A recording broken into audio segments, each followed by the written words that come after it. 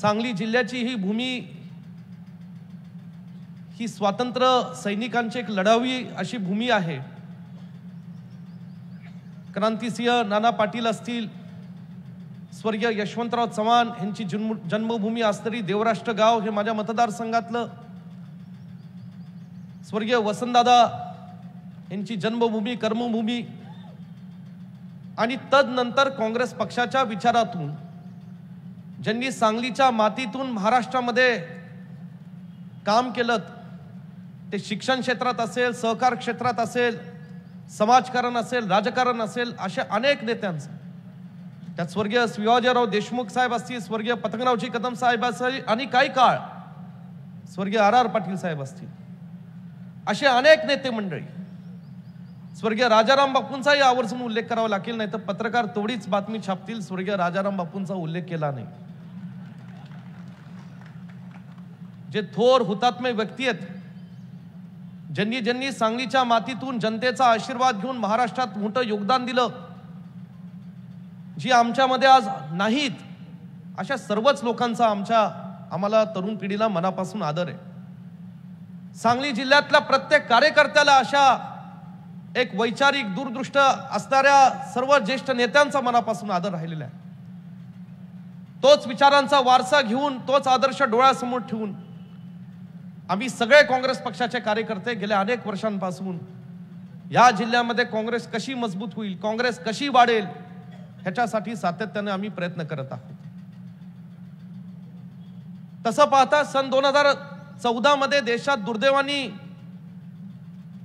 आपली सत्ता काँग्रेस पक्षाच्या विचाराची असणारी सत्ता गेली, भाजपची सत्ता आली। त्या काळात सुद्धा त्यांनी अनेक वचनं दिली, लोकांची दिशाभूल केली, मी म्हणेल जनतेला फसवलं आणि तात्पुरतं राजकीय स्वार्थ साधून घेतला, आणि भाजपचं सरकार त्यांनी केंद्रात आणलं। सन 2014 ते 19 काय काय घडलं, नोटबंदी झाली, जीएसटी जबरदस्तीने लादली, शेतकऱ्यांच्या बाबतीत अनेक हिताचे शेतकऱ्यांचे जे यूपीए सरकारने, काँग्रेस पक्षाच्या सरकारने कायदे काढले होते, ते कायदे त्यांनी बदलले, त्याच्यात अनेक या ठिकाणी बदल केले, आणि या देशातल्या सर्वसामान्य लोकांना फसवण्याचं, पिळण्याचं काम 14 ते 19च्या कालावधीत झालं। पुन्हा 19 मध्ये काही लोक फसले गेले, त्यांना वाटलं पुन्हा दुसऱ्यांदा संधी देऊयात, आणि पुन्हा दुसऱ्यांदा चुकून ही संधी सत्ताधारी पक्षातल्या भाजपच्या नेत्यांना दिली, आणि जे देशात कधी 75-80 वर्षात जे घडत नव्हतं, ते दुर्दैवाने गेल्या 5 वर्षात सुद्धा आपल्या जनतेने पाहिलं। महागाई वाढली, बेरोजगारी वाढली, धर्मामध्ये, जातीमध्ये जाणीवपूर्वक हा पेच कसा निर्माण करता येईल, आणि त्याच्या पेच निर्माण केल्यानंतर त्याच्या जीवावर कसं राजकारण आपलं सिझेल, हे सुद्धा कट कारस्थान गेल्या 5 वर्षाच्या कालावधीमध्ये सत्ताधारी पक्षातल्या नेत्यांकडून आपण करताना आपण पाहिलं। एकीकडे देशाच्या माध्यमातून, सरकारच्या माध्यमातून वेगवेगळ्या यंत्रणेचा वापर करून लोकशाही संपवण्याचा प्रयत्न सुद्धा या सत्ताधारी पक्षातल्या काही नेत्यांनी केलात, आणि दुसरीकडे लोकशाहीच्या माध्यमातून जे जनतेतनं निवडून आलेले आमदार आहेत,